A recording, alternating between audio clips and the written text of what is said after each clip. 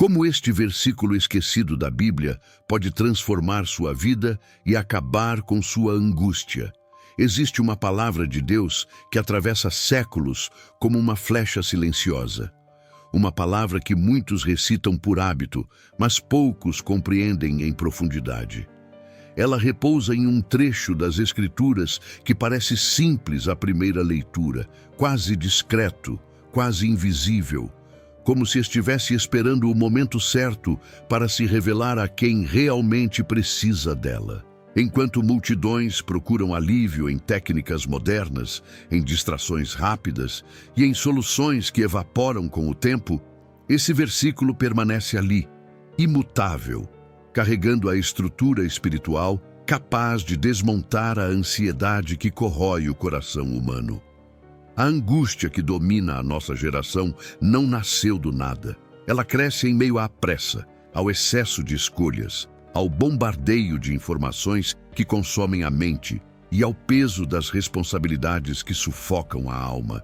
É uma angústia que não se resolve com distração, nem com slogans motivacionais, nem com a superficialidade de uma fé que fala de Deus, mas não descansa nele. Há algo mais profundo acontecendo, algo que as Escrituras já diagnosticaram muito antes de o mundo moderno inventar o termo ansiedade. Por trás dessa inquietação constante existe uma desconexão entre confiança e dependência, entre ouvir e obedecer, entre saber e se render. O versículo esquecido que vamos explorar foi escrito dentro de um ambiente que respirava dor, perda e incerteza. Ele nasceu no meio do caos, quando o povo de Deus enfrentava crises que pareciam definitivas e ameaçadoras. Ali, no cenário de exílio, guerra, colapso político e desorientação espiritual, Deus libera essa palavra como quem acende uma lâmpada dentro de uma noite espessa. Não era uma mensagem motivacional para animar momentaneamente. Era uma convocação direta, firme e amorosa, chamada a realinhar o coração, reposicionar a alma e lembrar ao povo que a verdadeira paz não nasce da força humana, mas da confiança rendida ao Criador. Quando olhamos para esse versículo com atenção, percebemos que ele não fala sobre fugir da crise, mas sobre quem Deus se torna no meio dela.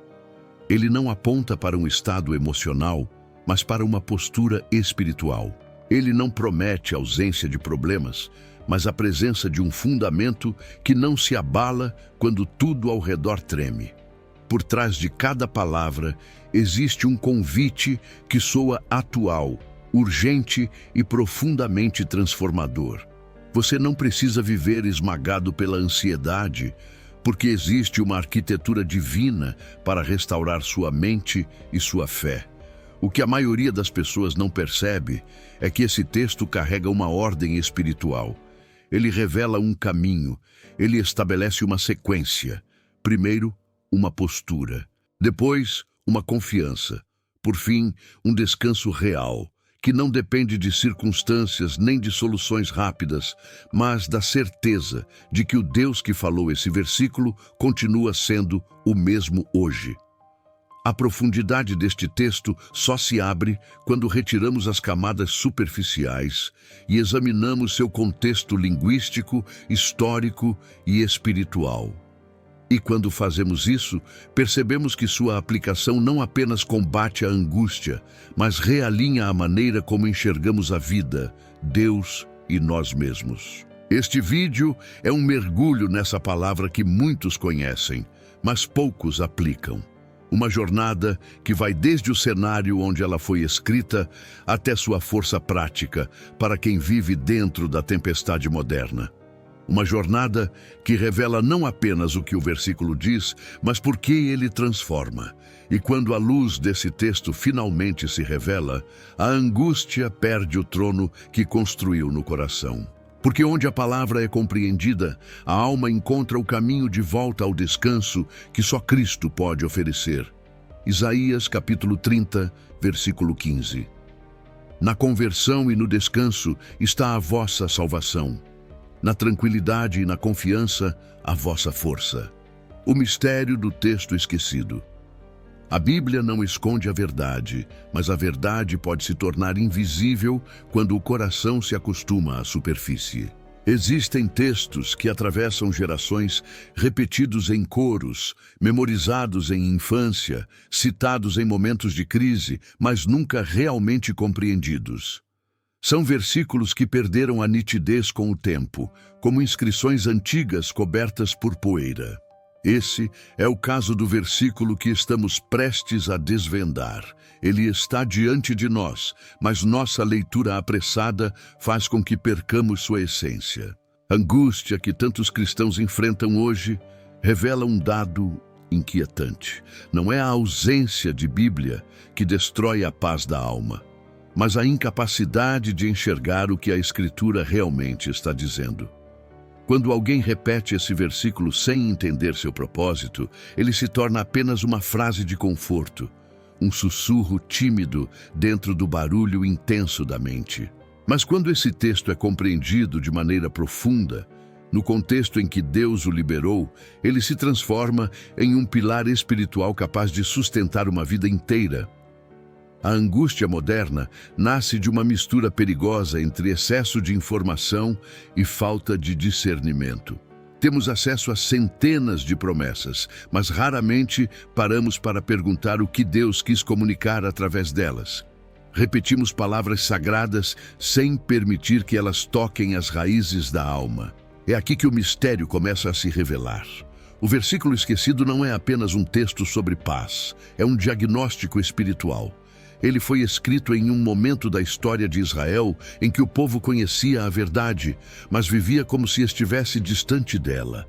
Eles carregavam a lei, os profetas, a memória dos milagres, mas ainda assim se encontravam espiritualmente fragmentados. Essa distância entre conhecimento e prática tornou o coração vulnerável, e a angústia encontrou espaço para crescer como erva daninha em terra fértil.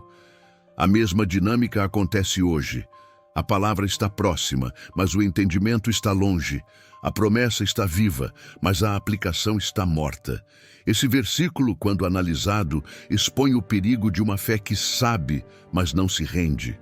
Ele nos confronta com a realidade de que é possível orar, ler, cantar e ainda estar angustiado, não por falta de fé, mas por falta de interpretação correta. A Escritura não foi escrita para ser decorada, ela foi escrita para ser vivida.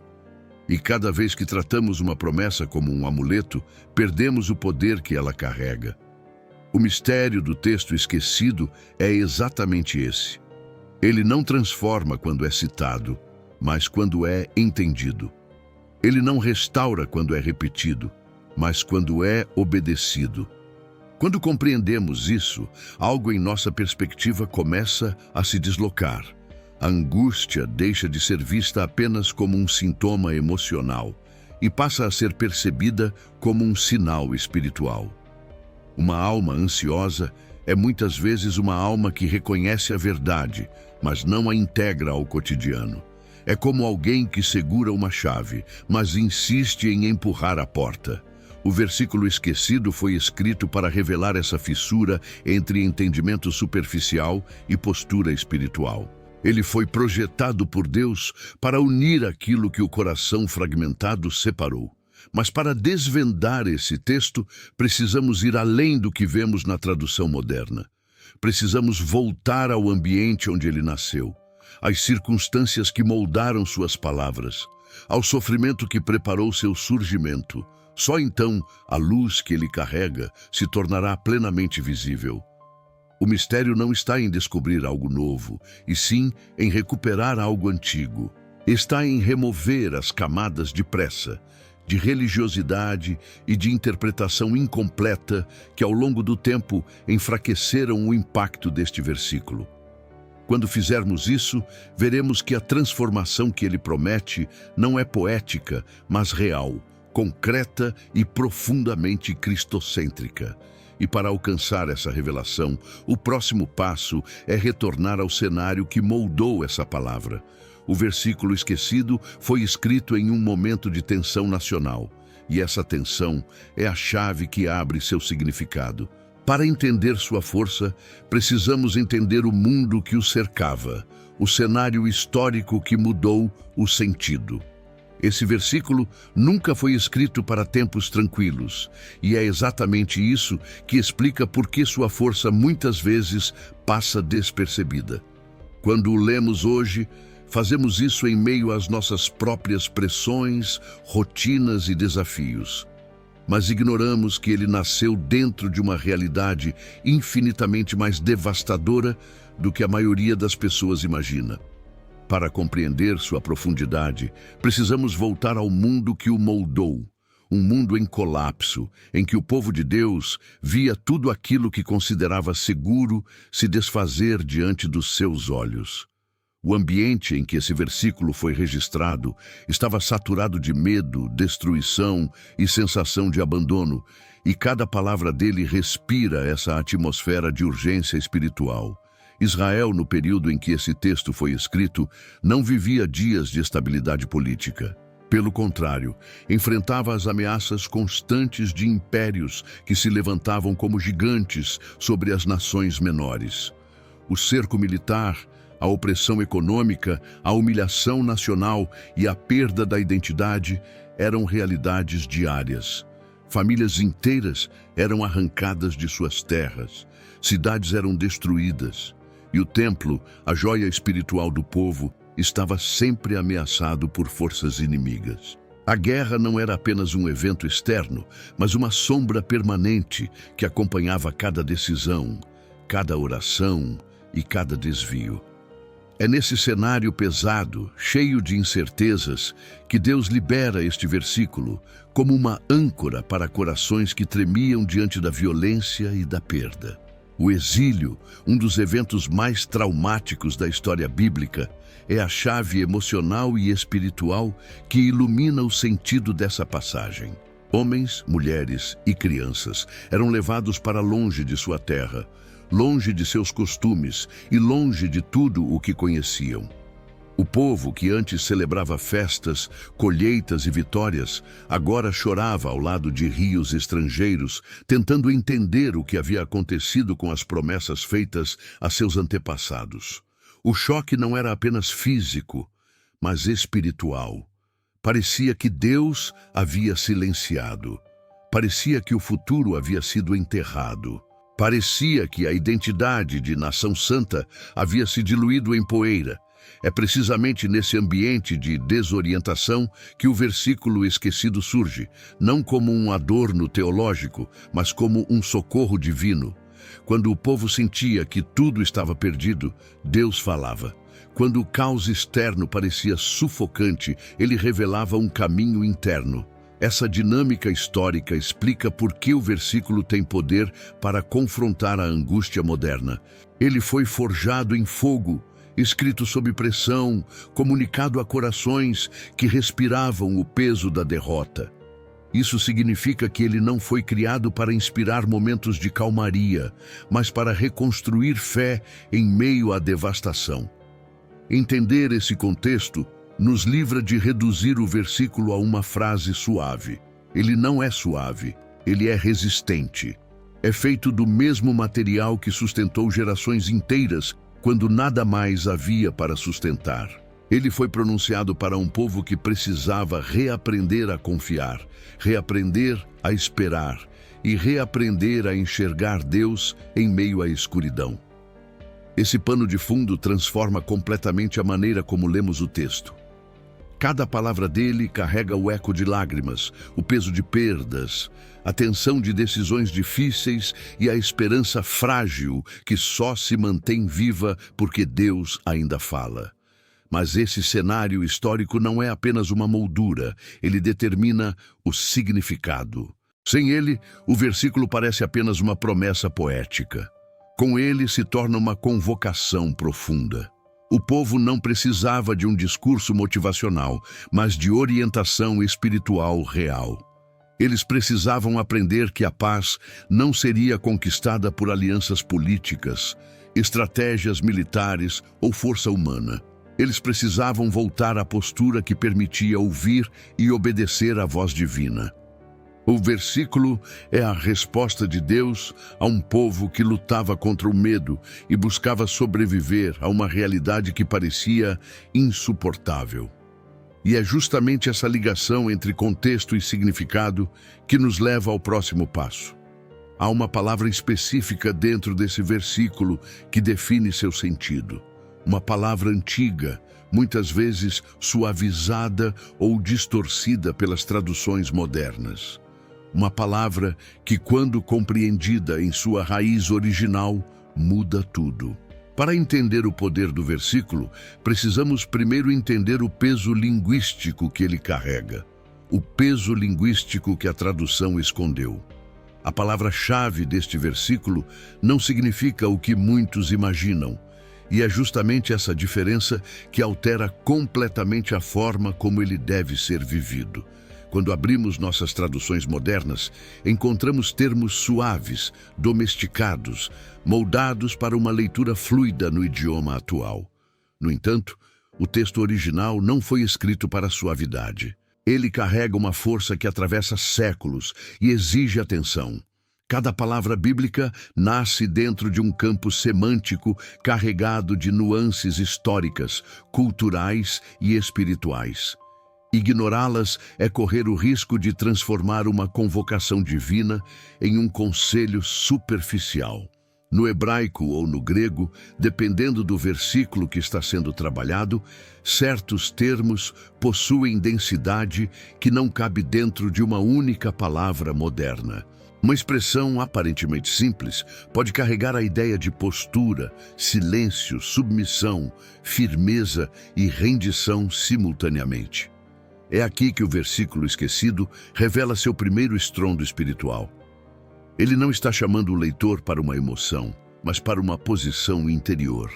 A tradução moderna, ao enfraquecer esse núcleo, faz o texto parecer abstrato, quase simbólico. No original, porém, ele é uma ordem prática, com o peso de um comando divino. Considere, por exemplo, quando o texto fala sobre descanso, confiança, quietude, espera ou termos equivalentes. Na língua original, essas palavras raramente significam apenas repouso emocional. Elas carregam a ideia de alinhar a alma ao ritmo de Deus, parar de depender das próprias forças, suspender a ansiedade por meio de uma escolha consciente e adotar uma postura de entrega que é muito mais ativa do que passiva.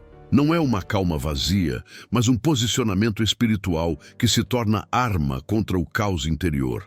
A tradução não perde a verdade, mas perde parte da intensidade. Outra nuance essencial envolve verbos que, no original, estão no imperativo. Isso importa porque transforma o versículo em uma convocação. Deus não está oferecendo uma sugestão para tempos difíceis. Ele está ordenando um reposicionamento interior. A construção verbal original mostra que o descanso não é algo que o coração espera receber, mas algo que ele precisa assumir. A quietude não é ausência de movimento, mas presença de obediência. A confiança não é uma emoção que nasce espontaneamente, mas uma decisão fundamentada na fidelidade de Deus revelada na história. Quando voltamos ao peso linguístico, percebemos que o versículo não fala de sentimentos, mas de estrutura espiritual. É como se Deus dissesse: coloque sua alma onde eu estou, posicione seu espírito na minha direção, recue da autossuficiência e avance na dependência. A tradução moderna muitas vezes transforma esse movimento interno em algo poético, mas o original revela que é uma ação intencional, quase militar, contra a ansiedade que tenta dominar o coração. O versículo não está descrevendo uma condição emocional ideal, mas um comando de guerra espiritual.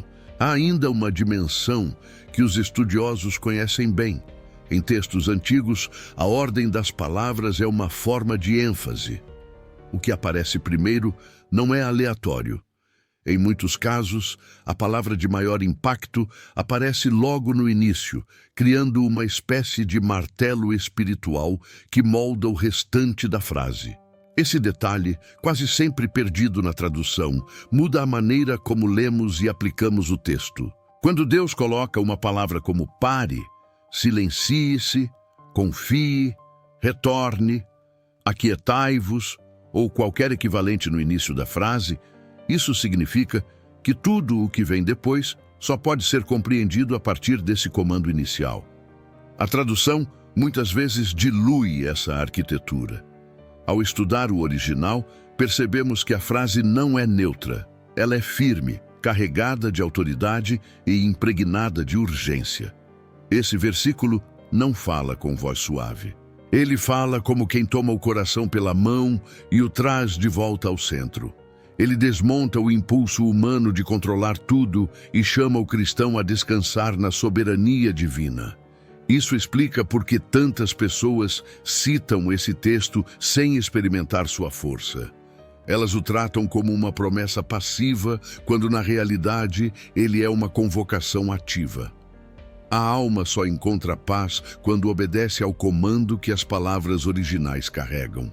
Ao recuperar esse peso linguístico, fica evidente que a angústia perde terreno quando o significado é restaurado. O texto deixa de ser uma frase bonita e se torna um caminho espiritual. Ele deixa de ser um alívio momentâneo e se torna um fundamento. A clareza linguística nos prepara para a próxima revelação. Entender o que Deus estava fazendo ao pronunciar essas palavras no meio do caos. Se a tradução suavizou o texto, o contexto mostra por que isso nunca deveria ter acontecido. A voz de Deus no meio do caos. Deus não escreveu esse versículo para momentos fáceis, e essa verdade muda totalmente o modo como ele deve ser lido. As palavras que o compõem não nasceram em dias de celebração, mas em noites densas, quando o povo de Deus enfrentava a sensação real de abandono. Não havia estabilidade, não havia previsibilidade e não havia garantias humanas. O caos que cercava Israel era tão profundo que muitos acreditavam que Deus havia silenciado para sempre. É nesse ambiente de ruína emocional e nacional que o versículo esquecido se levanta como um farol. Ele não surgiu como poesia, mas como sobrevivência. Não como consolo leve, mas como ordem divina para que o coração não cedesse ao desespero. O contraste entre o cenário visível e a promessa pronunciada é um dos elementos mais impressionantes deste texto. Quando Deus falou essas palavras, a realidade gritava exatamente o contrário. Tudo parecia perdido. Os inimigos avançavam, as estruturas desmoronavam, a fé do povo se fragmentava em meio ao medo. Em situações assim, é natural que o ser humano esconda o rosto, recue e tente resolver a dor com seus próprios meios. A alma ansiosa sempre busca uma saída imediata, ainda que seja frágil. Mas Deus escolhe esse terreno de instabilidade para revelar uma verdade que não depende de circunstâncias. Ele fala quando tudo parece sem sentido para mostrar que sua palavra não nasce das condições, mas da sua natureza. Ao observarmos a construção do versículo no contexto original, percebemos que ele não apresenta uma promessa emocional, mas uma convocação. Deus não está apenas descrevendo o que fará. Ele está ordenando ao povo como reagir ao caos. Isso revela que o alvo das palavras divinas não era remover o sofrimento de imediato, mas reposicionar o coração do povo diante dele. É como se Deus dissesse: vocês não controlam este momento, mas eu controlo o propósito dele. Esse reposicionamento é o ponto onde a ansiedade começa a perder seu domínio. É impossível manter o mesmo grau de angústia quando a alma descobre que o caos não tem a última palavra. A voz divina no meio do caos também expõe o contraste entre a visão humana e a visão de Deus. O povo via destruição, mas Deus via restauração. O povo via derrota, mas Deus preparava renovo. O povo via silêncio, mas Deus falava. Cada palavra do versículo esquecido funciona como uma convocação para tirar os olhos do que desaba e fixá-los no Deus que permanece. Essa mudança de foco não é poética, é teológica.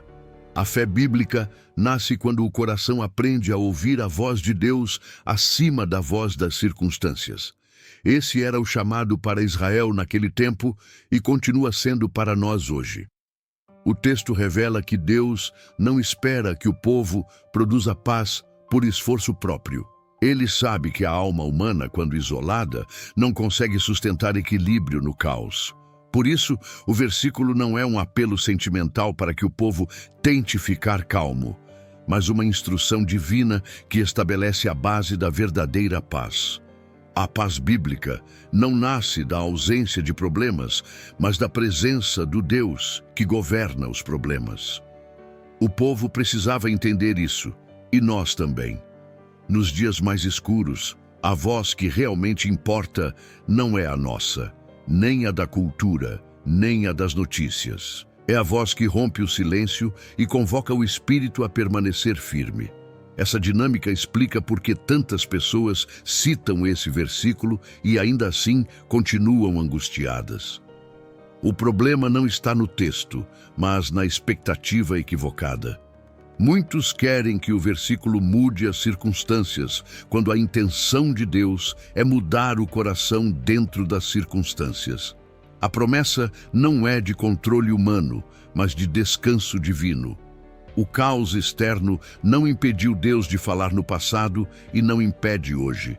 A palavra de Deus nunca foi projetada para ser um eco dentro da vida humana, mas a voz que guia, confronta, corrige e sustenta.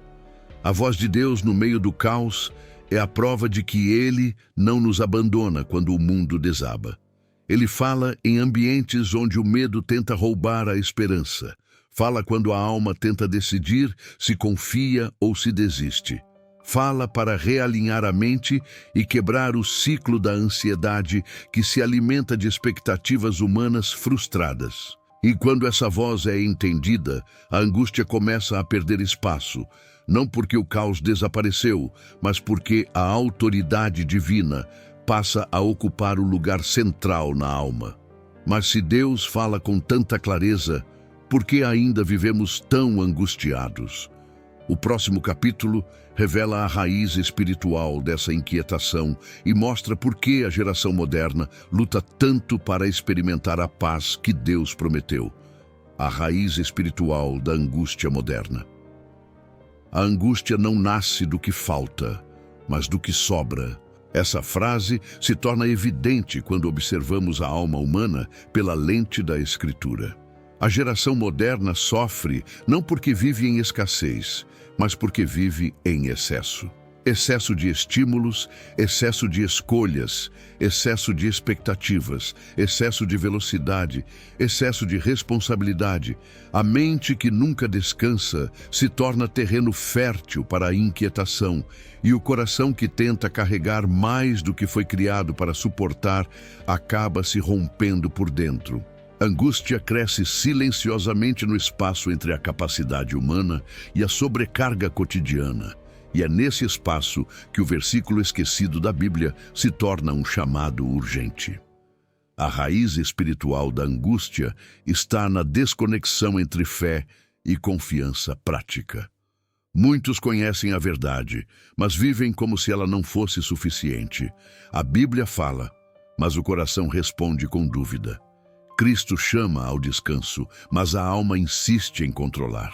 Deus ordena confiança, mas o ser humano busca soluções nas suas próprias forças. Essa ruptura entre ouvir e obedecer, entre crer e se render, é o que alimenta a ansiedade.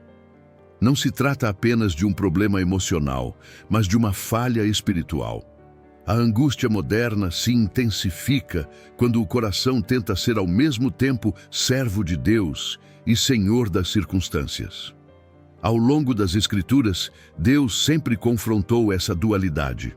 Ele sabia que o povo seria esmagado quando tentasse sobreviver apoiado em recursos humanos. A angústia surge quando a alma carrega responsabilidades que pertencem somente a Deus. Há um limite para o que a mente humana pode sustentar, mas não há limite para o que o coração pode confiar quando está ancorado na presença divina. A paz bíblica não é fruto de controle, mas de entrega. Porém, a geração moderna foi treinada para acreditar que controle total é sinônimo de segurança. E quando esse controle se revela impossível, o coração entra em colapso. O versículo esquecido denuncia essa fragmentação interna. Ele revela que a ansiedade não se dissolve apenas porque Deus prometeu descanso, mas porque o coração decide se posicionar de acordo com essa promessa. Isso significa abandonar a ilusão de autossuficiência. Significa renunciar ao impulso de resolver tudo sozinho. Significa admitir que a alma precisa de um eixo maior do que suas próprias forças. A falta dessa rendição abre espaço para a inquietação. A entrega à soberania divina, por outro lado, constrói a estrutura necessária para que a paz se manifeste mesmo quando o mundo está em convulsão. Outro elemento que alimenta a angústia moderna é o ruído constante. Vivemos em meio a uma avalanche de informações que não cessam e cada notificação funciona como uma interrupção espiritual. A alma não foi criada para funcionar em estado contínuo de alerta. Quando Deus ordenou descanso ao seu povo, Ele estabeleceu um princípio espiritual. A mente precisa de silêncio para ouvir a verdade e de pausa para recordar quem está no controle. O versículo esquecido aponta exatamente para esse tipo de realinhamento. Ele convoca o coração a adotar uma postura que contraria o ritmo acelerado do mundo moderno e retira do caos a autoridade que roubou da alma. A autossuficiência também cria um paradoxo devastador. Quanto mais o ser humano tenta ser forte por si mesmo, mais fraco se torna emocionalmente. Quanto mais tenta carregar sozinho, mais se desgasta. Quanto mais tenta controlar, mais se desespera. A ansiedade se torna, então, o reflexo de um coração que sabe que existe um Deus poderoso, mas vive como se tudo dependesse de si. Esse conflito espiritual não é novo. Ele aparece repetidamente na história bíblica, sempre que o povo tenta se sustentar fora da presença divina. E Deus, em sua graça, responde com convocações claras para que o povo retorne ao centro. O versículo esquecido foi escrito como resposta divina a esse descompasso entre saber e confiar. Ele confronta a raiz da angústia ao revelar que a paz não é uma emoção que nasce espontaneamente, mas o resultado de um coração que escolhe a postura correta diante de Deus. A ansiedade é enfraquecida não quando as circunstâncias mudam, mas quando a alma entende que sua segurança não depende delas. Ao iluminar esse princípio, o versículo se torna uma chave espiritual para nossa geração, uma geração que se afoga em excesso e se perde na própria busca por controle. Para entender como essa chave funciona, precisamos olhar para a estrutura oculta da paz bíblica. Há uma ordem espiritual dentro desse versículo que, quando compreendida, transforma a forma como enfrentamos a ansiedade. Essa ordem não é mística nem abstrata, mas profundamente prática e enraizada na revelação divina. A estrutura oculta da paz bíblica. A paz de Deus não é sensação, é arquitetura. Esse é o ponto em que o versículo esquecido revela sua engenharia divina, construída com precisão milimétrica para sustentar o coração humano mesmo nos terremotos mais profundos da vida. Muitos imaginam que paz bíblica é um sentimento suave que desce como um alívio emocional repentino. Mas, nas Escrituras, paz não é algo frágil ou passageiro. Ela é uma construção espiritual elaborada por Deus, com fundamentos, pilares e direção. O versículo que estamos estudando apresenta essa estrutura como quem desenha um mapa para uma alma cansada encontrar o caminho de volta ao centro. A primeira parte dessa arquitetura é a postura. Antes de qualquer promessa, antes de qualquer ação divina, o texto convoca o coração a assumir uma posição específica diante de Deus. Essa postura não é emocional, é volitiva. É a decisão consciente de se afastar do caos interno e reposicionar a alma debaixo da autoridade divina. No original, essa postura carrega a ideia de permanecer firme, de suspender o impulso de agir impulsivamente e de recusar o domínio da ansiedade. Essa primeira etapa é essencial, porque estabelece o terreno onde a paz será edificada. Sem postura, não há fundamento. Sem fundamento, não há descanso. A segunda camada da estrutura é a confiança. E aqui está a chave. Confiança não é resultado da postura, é o que a postura permite que aconteça. O coração só consegue confiar quando deixa de competir com Deus pelo controle. A confiança bíblica nasce quando o ser humano reconhece que sua força é limitada, mas o governo de Deus não é. Esse movimento interno precisa ser compreendido com profundidade. Confiança não é esperar que tudo dê certo, mas crer que Deus continua Deus mesmo quando tudo parece errado. É uma transferência deliberada de expectativas. É o momento em que a alma declara: não preciso controlar porque não sou soberano. Essa confiança é o pilar central da arquitetura espiritual revelada pelo versículo. A terceira etapa dessa construção é o descanso. E aqui a revelação se torna ainda mais profunda, porque descanso bíblico não é inatividade. Descanso é a consequência natural de quem se posiciona e confia. Ele flui como resultado de uma alma que está alinhada com o ritmo divino, porque descobriu que não precisa carregar o que pertence a Deus. Descanso não significa ausência de batalhas, significa presença de convicção. Ele não elimina o caos ao redor, mas silencia o caos dentro. O descanso é o teto dessa casa espiritual, o lugar onde a alma encontra abrigo contra a tempestade da ansiedade. Essa arquitetura divina é tão precisa que elimina a possibilidade de uma paz artificial. Não é possível experimentar descanso verdadeiro sem confiança. Não é possível confiar sem postura. A ordem não pode ser invertida. Deus estabelece uma sequência porque a alma humana precisa ser guiada passo a passo até o descanso real. Quando essa ordem é ignorada, a pessoa tenta descansar sem confiar, ou tenta confiar sem se reposicionar. E é exatamente por isso que tantas pessoas dizem conhecer o versículo, mas continuam interrompidas pela angústia. Elas pulam etapas, citam o texto sem obedecer ao processo e tratam a promessa como um botão emocional e não como uma construção espiritual. Essa estrutura não aparece nas traduções modernas com a clareza que o original carrega, mas ela define o significado do versículo. O chamado de Deus não é para que o coração se convença emocionalmente de que está tudo bem, mas para que ele se alinhe espiritualmente com o propósito divino. A paz bíblica sempre foi consequência, não ponto de partida. Ela nunca é conquistada pela força humana, mas sempre vivida quando o coração se rende ao ritmo que Deus estabelece. A paz não é uma cortina que encobre a ansiedade.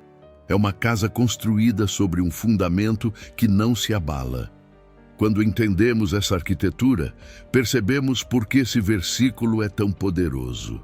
Ele não é uma frase de motivação espiritual, mas um plano divino para restaurar o coração. A angústia perde força quando a alma encontra seu lugar dentro dessa estrutura. E se essa estrutura parece profunda demais para ser vivenciada sem ajuda, Deus providenciou algo ainda mais extraordinário. Evidências históricas e arqueológicas que confirmam cada camada desse contexto. mostrando que esse versículo não nasceu de fantasia, mas de uma realidade concreta e registrada. É por isso que o próximo capítulo nos conduz às pedras antigas que ecoam as mesmas verdades que o texto carrega. Evidências arqueológicas que confirmam o contexto. As pedras antigas confirmam aquilo que o texto já dizia muito antes de qualquer explicação moderna.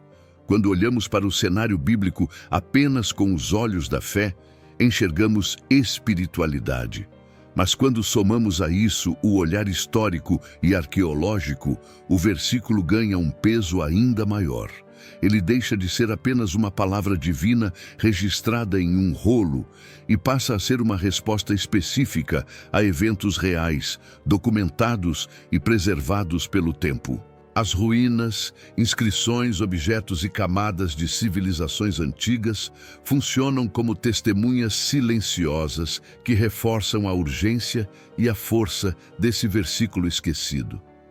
Ao examinar o período em que esse texto foi escrito, encontramos marcas concretas de destruição, deportações e mudanças profundas no cotidiano do povo.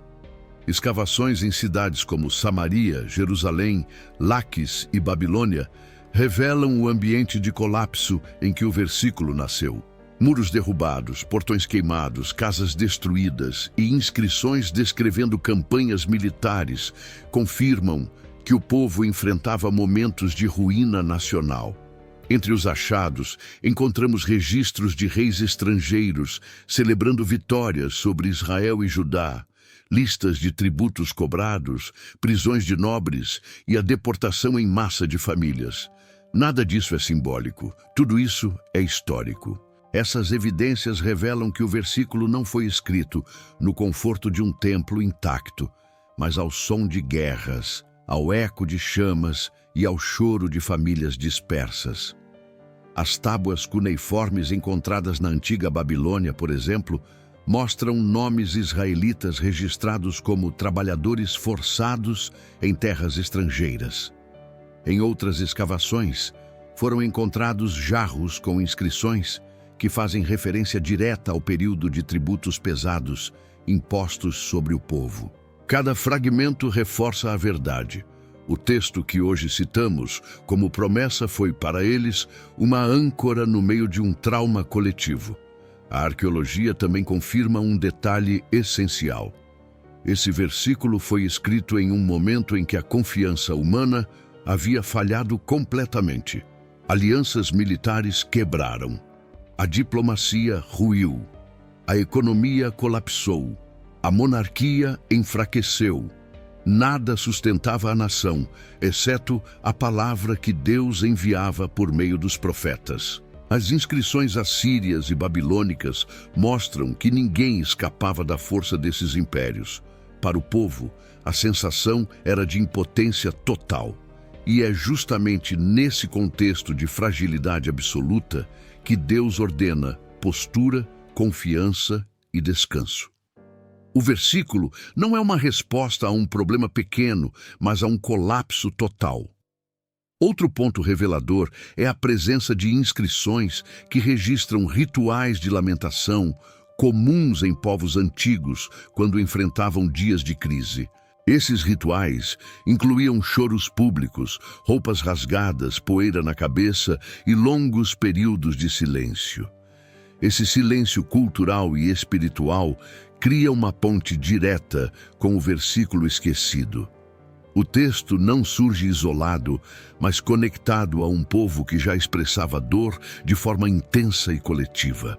A diferença é que, enquanto os povos vizinhos lamentavam sem esperança, Deus oferecia ao seu povo um caminho para transformar esse silêncio em confiança e esse pranto em reposicionamento espiritual.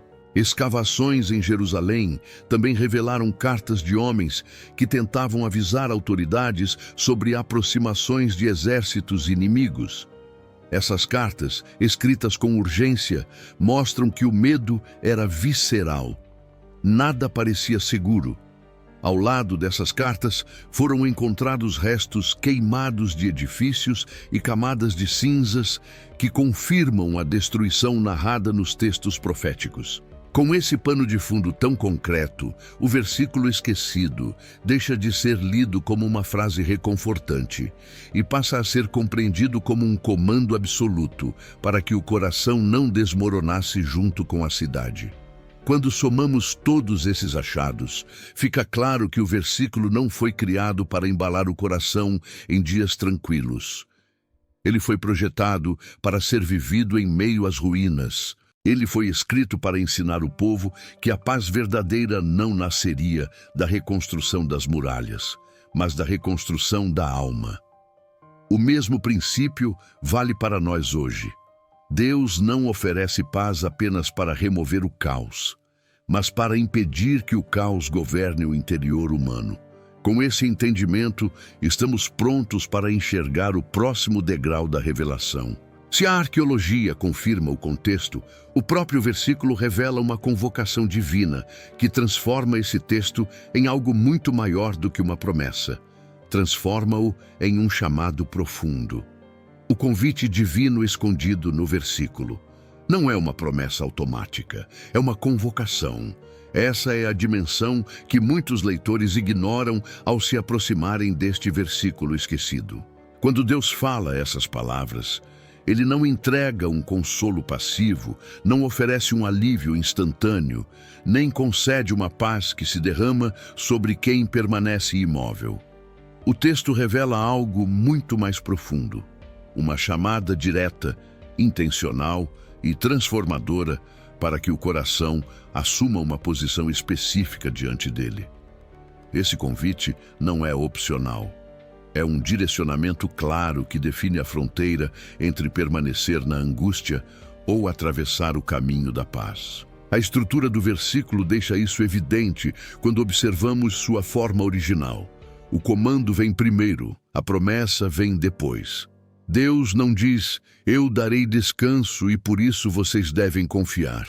Ele inverte, ele convoca, orienta, ordena e só então revela a consequência. Esse padrão se repete em toda a Escritura. Quando o povo está diante do mar, Deus diz, fiquem firmes. Quando estão diante da fome, diz, levantem-se e caminhem. Quando estão diante da morte, diz, creiam. A palavra nunca autoriza a alma a permanecer onde está. Ela sempre chama para um realinhamento profundo. Esse versículo faz exatamente isso. Ele não consola primeiro. Ele corrige, orienta e convida a alma a retornar ao seu lugar de confiança. O convite divino não é para um estado emocional, mas para um posicionamento espiritual. Deus chama o coração a parar de lutar batalhas que não foram entregues a Ele. Chama a abandonar o instinto de controlar resultados. Chama a renunciar ao medo que tomou o lugar da fé. Chama a interromper a tempestade interior que tenta competir com a soberania divina. Esse convite não é simples de obedecer, porque contradiz tudo o que a ansiedade deseja: agir, correr, resolver, antecipar, controlar. Mas Deus chama para um caminho diferente, invertido e radical. Ele ordena descanso no momento em que tudo exige movimento. Ordena silêncio interno quando tudo ao redor exige respostas. Ordena confiança quando a mente quer se agarrar ao desespero. Esse convite é tão profundo que, quando aceito, redefine o eixo emocional da vida. Deus não chama o povo para tentar sentir paz. Ele chama para entrar em paz, através de obediência espiritual. Essa distinção é vital. Sentir paz é consequência, não condição. A paz de Deus não aparece porque o coração tenta se acalmar. Ela aparece porque o coração obedece ao chamado que Deus fez. A angústia perde força quando o coração se posiciona onde Deus manda. O texto nos mostra que a paz não é encontrada, ela é assumida. Ela não é descoberta ao acaso, ela é acessada por escolha. O convite divino escondido no versículo também revela uma verdade desconfortável. Não é Deus quem se afastou, somos nós que nos deslocamos. A ansiedade prospera quando o coração se distancia da dependência divina. A paz floresce quando ele retorna ao lugar certo. O versículo esquecido funciona como um chamado de retorno. Ele não pergunta se estamos prontos, nem se estamos fortes, nem se entendemos tudo. Ele simplesmente convoca.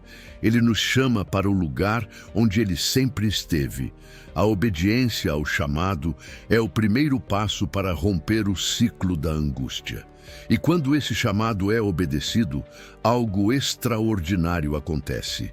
A alma começa a experimentar uma liberdade que não vem de circunstâncias favoráveis, mas de uma postura de confiança.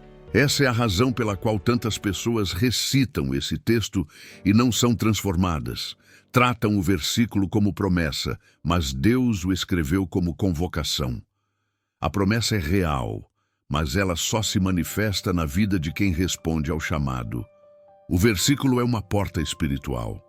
A angústia permanece do lado de fora quando o coração atravessa essa porta com obediência.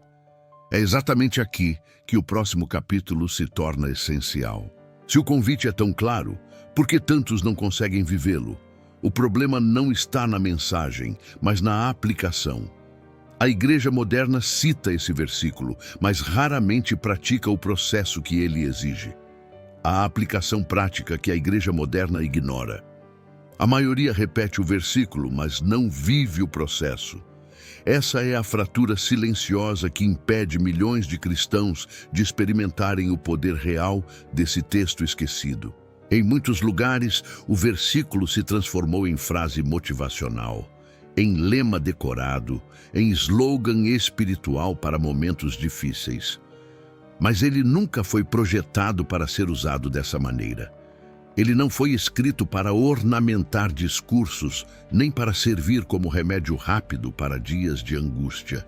Ele foi construído como um processo espiritual contínuo que exige entrega, disciplina e reposicionamento do coração. A igreja moderna costuma tratar esse versículo como um botão emergencial. Quando a ansiedade aperta, a pessoa cita o texto na esperança de que uma mudança imediata aconteça. Mas não há transformação genuína quando a palavra é tratada como amuleto. Esse versículo foi escrito como caminho, não como atalho. Ele não oferece resultados instantâneos para quem deseja alívio momentâneo, mas exige que a alma seja realinhada de forma profunda e intencional. A aplicação prática começa quando o cristão percebe que não está lidando com uma frase inspiradora, mas com uma ordem divina que redefine sua postura diante de Deus. O problema surge quando tentamos viver o versículo sem obedecer sua estrutura.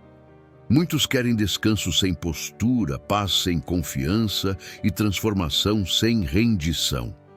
Mas o versículo estabelece uma ordem espiritual que não pode ser ignorada. O coração precisa se aquietar antes de confiar. Precisa confiar antes de descansar. Precisa descansar antes de experimentar a paz que só Deus pode dar. Quando esse processo é ignorado, o versículo perde seu impacto. O cristão tenta vivê-lo pela metade e acaba frustrado. A paz que deveria encher a alma não floresce porque a ordem divina foi invertida. Outra falha comum na aplicação prática é a tentativa de encaixar esse texto em um estilo de vida que contradiz completamente o que ele ensina. Vivemos em aceleração, excesso, controle e busca incessante por soluções rápidas. O versículo chama exatamente para o oposto: pausa, dependência, entrega e confiança. A igreja moderna fala sobre descanso, mas mantém práticas que alimentam inquietação. Promove mensagens de vitória, mas evita falar sobre rendição. Anuncia promessas, mas ignora processos. E um versículo construído para revolucionar a alma acaba se tornando apenas um adereço em cultos apressados. A aplicação prática exige coragem para fazer aquilo que a ansiedade odeia: parar. A alma ansiosa quer agir, construir, ajustar, antecipar, controlar. Mas Deus chama para um movimento inverso, quase paradoxal. Ele ordena que o coração cesse sua corrida interna para que ele possa governar o interior com sua paz. Essa parada não é inatividade, é obediência, é a decisão de permitir que Deus assuma o lugar central na interpretação da vida. É um ato espiritual que, quando praticado, abre caminho para a transformação real. Quando o cristão decide obedecer à ordem divina, a ansiedade perde seu combustível e a paz encontra espaço para crescer. O versículo esquecido também revela outra verdade. Aplicar esse texto exige prática diária. Não é algo que se faz uma vez por semana. Não é um gesto simbólico, é um caminho contínuo. A alma precisa ser treinada para retornar ao seu eixo sempre que a ansiedade tentar assumir o controle. É por isso que o versículo é convocação, não sugestão. Deus sabia que o coração humano seria tentado a se desviar constantemente. Sabia que a mente seria atacada por medos, dúvidas e ruídos. Sabia que a angústia encontraria brechas se o cristão não vigiasse seu interior. Por isso, a aplicação prática é disciplinada, constante e profundamente espiritual. Mas se a igreja moderna cita o versículo e não o vive, surge uma pergunta inevitável. O que impede tantos cristãos de obedecer? O que trava a prática? O próximo capítulo revela o inimigo silencioso que se infiltra no coração e sabota o processo antes mesmo que ele comece. A batalha invisível entre ego e dependência. Sua angústia é alimentada por um inimigo silencioso. Ele não grita, não se mostra, não invade o coração com violência. Ele age nas entrelinhas, nos impulsos, nos pensamentos rápidos que surgem antes mesmo de serem percebidos. Esse inimigo é o ego humano, a parte da alma que insiste em governar aquilo que só Deus pode sustentar. Quando o versículo esquecido convoca o coração a assumir postura, confiança e descanso, ele está, na verdade, chamando o cristão para travar uma guerra interna contra esse instinto de autogoverno que, quando ignorado, se torna a raiz da ansiedade. O ego não aceita depender. Ele prefere controlar. Ele tenta prever, decidir, antecipar e resolver tudo com as próprias forças. Quando Deus chama o coração ao descanso, o ego interpreta como fraqueza. Quando Deus ordena confiança, o ego exige garantias. Quando Deus convoca ao silêncio interior, o ego procura respostas imediatas. Essa tensão entre controle humano e dependência divina é o que mantém a angústia viva. A ansiedade se alimenta da falsa sensação de que, se algo der errado, tudo será responsabilidade nossa.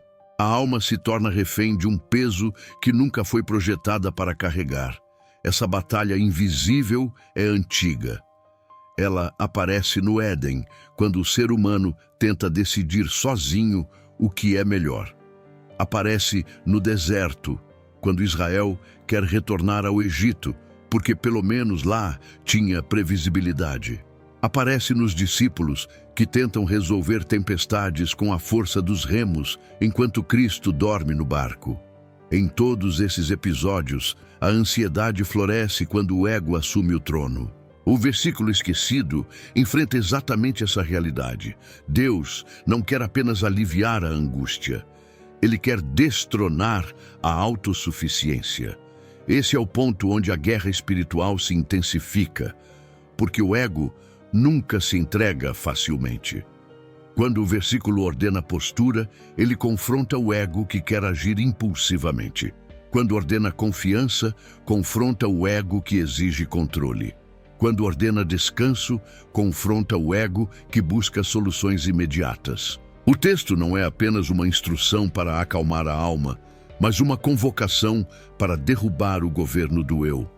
É uma chamada profunda para retornar à dependência que caracteriza aqueles que realmente conhecem a Deus.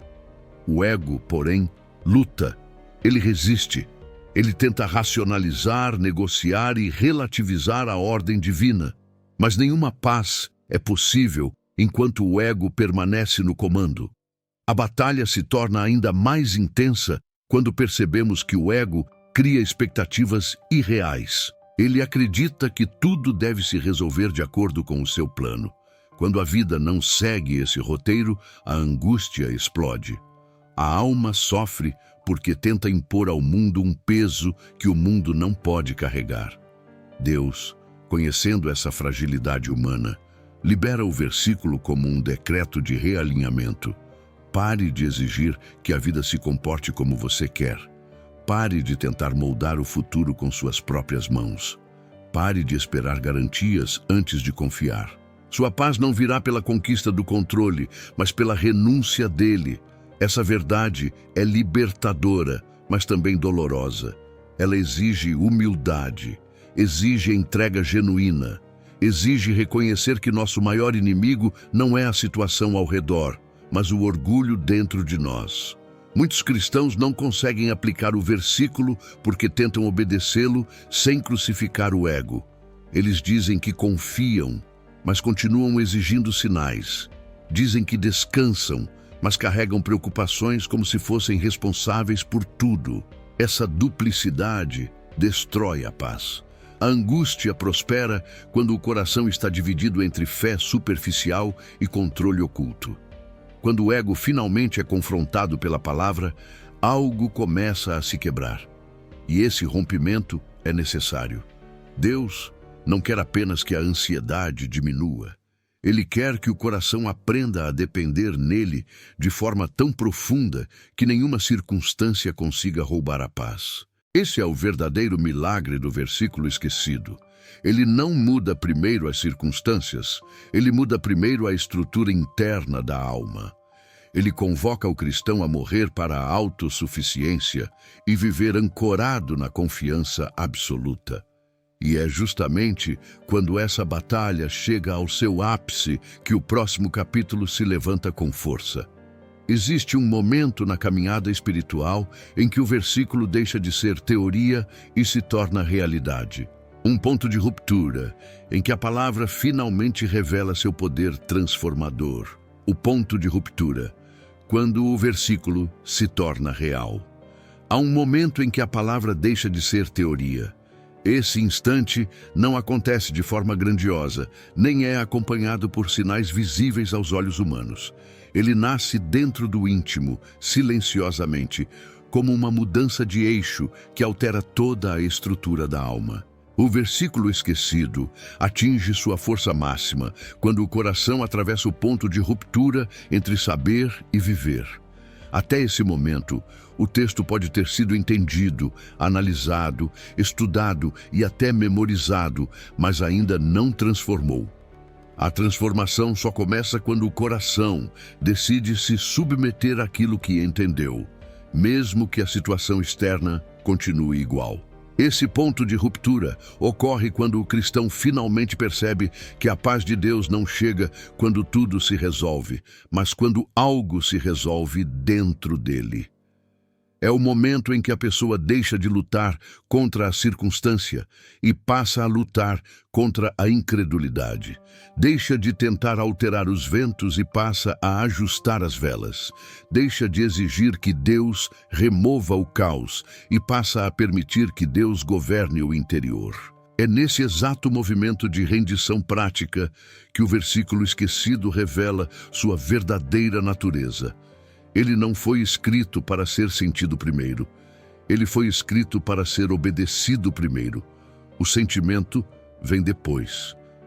Quando esse processo acontece, algo profundo se rompe. A lógica humana que exigia controle perde seu domínio. A ansiedade, acostumada a ditar o ritmo da alma, se torna impotente diante da decisão espiritual que reposiciona o coração.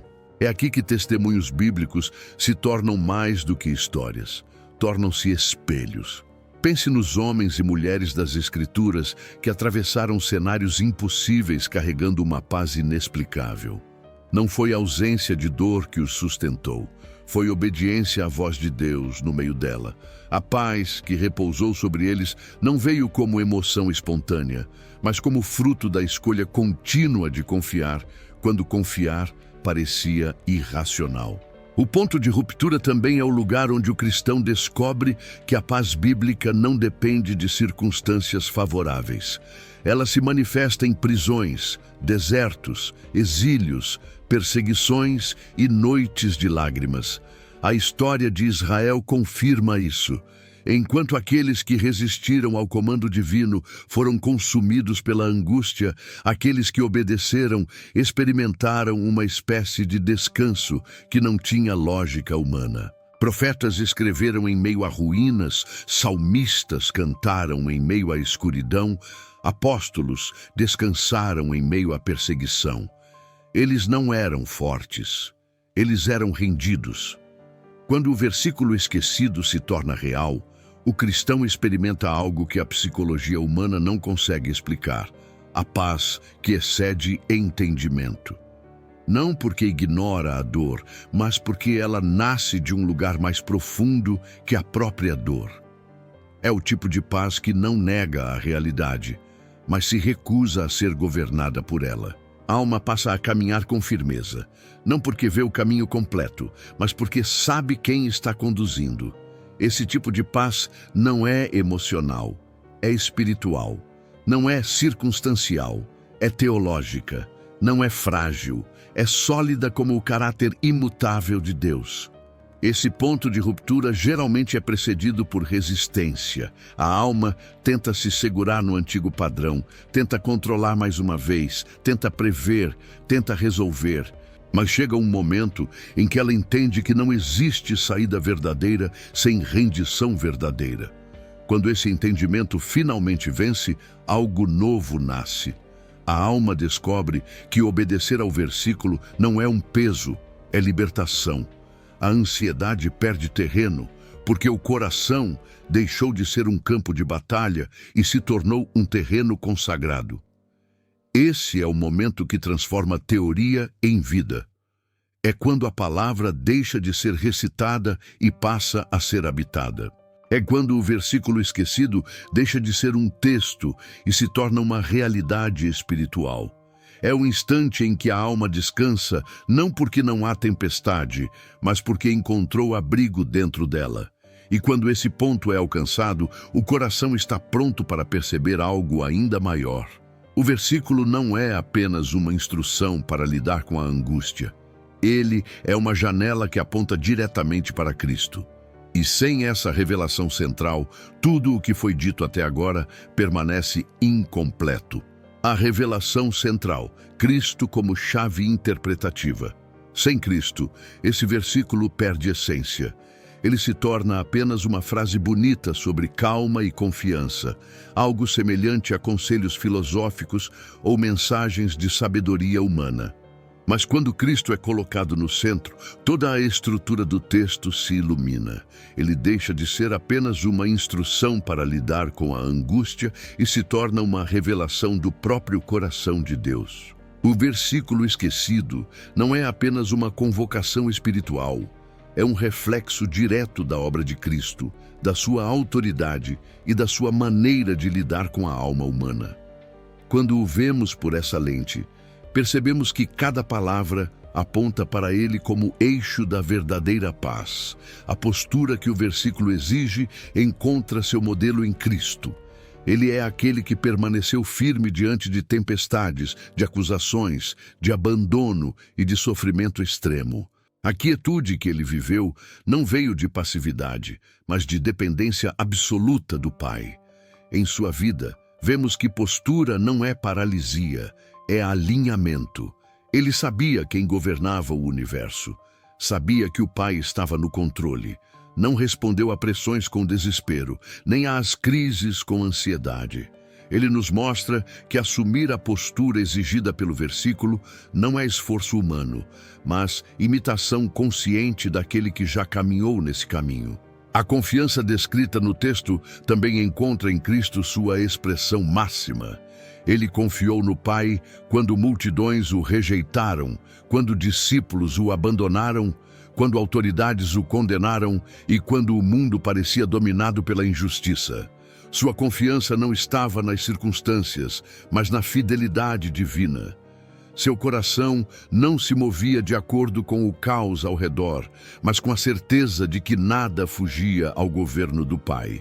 Quando somos convocados a confiar, somos chamados a entrar nessa mesma lógica espiritual, deixando para trás o modelo humano de controle e adotando a mente de Cristo, que se entrega ao Pai não por ignorância, mas por convicção. O descanso prometido pelo versículo também se torna acessível somente em Cristo. Ele é o descanso. Ele é o lugar onde a alma encontra abrigo. Ele é o cumprimento vivo da promessa de paz para os que creem. A paz que excede entendimento flui dele, porque ele é a fonte. Quando Deus ordena descanso, não está pedindo que fabriquemos um estado emocional, mas que nos refugiemos na pessoa de Cristo. O descanso bíblico nunca é um vazio, mas uma presença. E essa presença é Cristo habitando no coração do crente, reorganizando expectativas, dissolvendo temores e ancorando a alma na esperança eterna. Quando Cristo é removido da interpretação, o versículo se torna moralista. O leitor tenta obedecer por força própria, tenta controlar pensamentos, tenta criar calma artificial, tenta repetir frases como se fossem mantras. Mas o versículo não foi escrito para ser aplicado sem Cristo. Ele exige uma rendição que só se torna possível quando o coração entende que sua paz não é conquistada, é recebida. Cristo não apenas explica o versículo, ele o encarna. Ele viveu a quietude, a confiança e o descanso em intensidade perfeita. E agora nos convida a participar dessa mesma vida por meio da fé. Há também uma dimensão profética nesse processo. Cristo é aquele que, segundo Isaías, é chamado de Príncipe da Paz. Isso significa que ele não apenas oferece paz, ele governa a paz. É dele que emana a autoridade capaz de silenciar tempestades internas. É por causa da cruz que a angústia perde seu poder definitivo sobre o coração. Na cruz, ele desarmou o medo, venceu o pecado, quebrou o domínio das trevas e abriu caminho para que a alma experimentasse uma paz impossível de ser destruída pelas circunstâncias humanas. Essa paz é fruto da reconciliação. É o resultado da proximidade restaurada com Deus. Quando enxergamos o versículo esquecido à luz de Cristo, percebemos que ele é muito mais do que um convite para acalmar a alma. Ele é uma convocação para viver como Cristo viveu e permanecer onde Cristo permanece.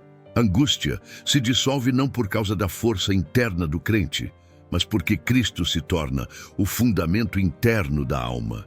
Quando ele é colocado no centro, o versículo deixa de ser um peso e se torna um caminho. A resposta divina à ansiedade não é uma técnica espiritual, mas uma pessoa. É nesse ponto que surge a pergunta final, aquela que determina se o versículo será apenas conhecimento ou transformação. Depois de entender o contexto histórico, o peso linguístico, a convocação divina e a centralidade de Cristo, resta apenas uma escolha: viver ou não viver o que Deus revelou. A pergunta que decide seu futuro espiritual. A promessa está disponível, mas você quer viver nela? Essa é a pergunta que paira sobre este versículo esquecido, silenciosa e cortante, aguardando uma resposta que não pode ser delegada a ninguém. Depois de atravessar o cenário histórico que moldou a passagem, compreender o peso linguístico que a tradução suavizou, ouvir a voz de Deus no meio do caos, enfrentar a raiz espiritual da angústia moderna, aprender a estrutura da paz bíblica, enxergar o convite divino e reconhecer Cristo como a chave interpretativa, resta apenas uma decisão. Todo o caminho até aqui nos trouxe a este exato ponto. Um encontro entre o que Deus revela e o que o coração está disposto a obedecer. Esse versículo não força ninguém, mas confronta todos. Ele não obriga, mas exige resposta. Ele não violenta a vontade humana, mas também não permite neutralidade.